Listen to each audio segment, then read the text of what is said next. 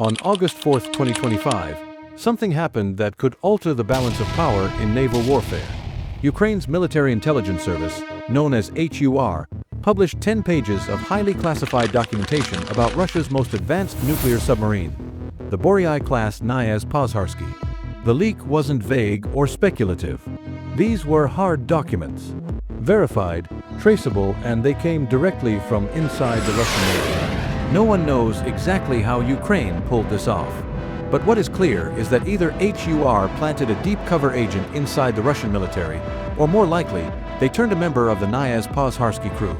The fact that this happened at all suggests a level of infiltration into Russia's strategic forces that even the Kremlin may not have anticipated. And this wasn't a minor embarrassment, it was a strategic humiliation. The Knyaz Pozharsky is not just any submarine. It's the newest jewel in Russia's naval crown. Commissioned into the 31st Submarine Division of the Northern Fleet and personally approved for combat duty by Vladimir Putin himself just days earlier on July 24, 2025, it represents the pinnacle of Russia's undersea nuclear capability. Less than 2 weeks after Putin gave it the green light, Ukraine ripped the veil off its most guarded secrets. What the documents reveal, this wasn't just a simple list of coordinates or technical jargon. The leaked material gives away nearly everything you could want to know about one of Russia's most dangerous nuclear weapons platforms. The full list of crew members, including roles, qualifications, and physical fitness data. Combat instructions detailing planned missions and patrol paths. Standard operating procedures for critical functions like cargo transfer and emergency care. Construction blueprints outlining the submarine's vulnerabilities and survivability systems. Internal reports and diagnostics, including a study on a deformed radio buoy. Extracts from the submarine's schedule log. Before this leak, the Knyaz Pozharsky was cloaked in total secrecy. All we knew was that it had 16 missile silos capable of launching R-30 Bulava, 30 intercontinental ballistic missiles, each one able to carry up to 10 nuclear warheads. That made it one of the most dangerous nuclear delivery systems in the world. Now, its weaknesses are publicly available. Even more critically, this submarine is part of the new generation Boryai class, Russia's most modern strategic submarine platform. Which means the breach isn't just limited to this one vessel. The design vulnerabilities, operational norms, and protocols exposed could apply across the entire Boryai class fleet. The strategic damage to Russia's submarines serve one primary purpose in nuclear warfare: stealth. Their invisibility is what makes them the most effective deterrent in the nuclear triad. As conflict analyst Paul Warburg puts it, without secrecy, a submarine is just another ship.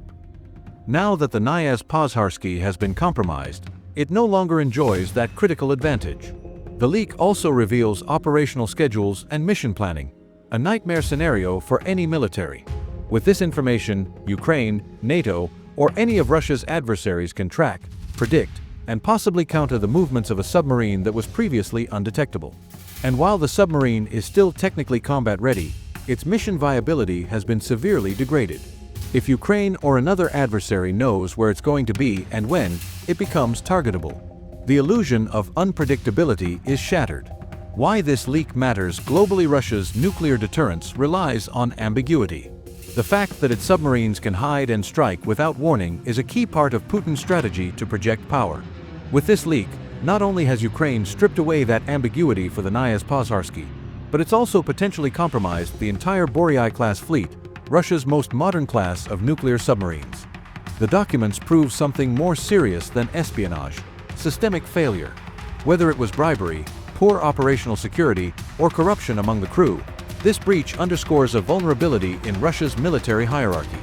That weakness can now be exploited. And it's already being exploited. Ukraine's ability to launch sabotage ops far from home, like the attack on the Eco-Wizard tanker in US Teluga, demonstrates that distance is no longer a defense. The submarine might be thousands of miles away, but that no longer guarantees safety. Is the Knyaz Pozharsky still a threat? Yes, technically. It still carries nuclear weapons. But Ukraine's exposure of its operations turns it from a phantom threat into a trackable one. That changes the deterrent equation dramatically. Paul Warburg explains, when you have the entire crew list exposed, you've handed your enemy a list of people they can bribe, flip, or target.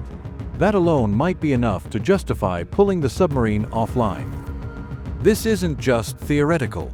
Analysts believe that Russia may now have no choice but to recall the sub, reassign or replace the entire crew, and redesign mission parameters from scratch. That means the sub, at least for now, has been effectively neutralized without a single shot fired. Systemic corruption and vulnerability corruption in Russia's military isn't new. Reports from independent sources like the Jamestown Foundation and SEPA indicate that bribes, fake gear, and rigged procurement systems plague the entire armed forces. The Knyaz Pozharsky incident may be just the latest example of that rot reaching into Russia's most elite units. If HUR didn't insert a spy, they may have simply paid the right person. Important stories previously revealed that soldiers can pay millions of rubles to avoid frontline duty. If people are willing to pay to stay away, there will always be someone willing to sell sensitive information to get rich or stay alive. One whistleblower even claimed that contracts for service in Ukraine could be dodged for as little as 700,000 rubles, depending on the soldier's rank. Meanwhile, regional police departments are incentivized with bonuses to send new conscripts to the front lines, whether they're prepared or not. It's a chaos economy. And now, it's infecting Russia's nuclear navy.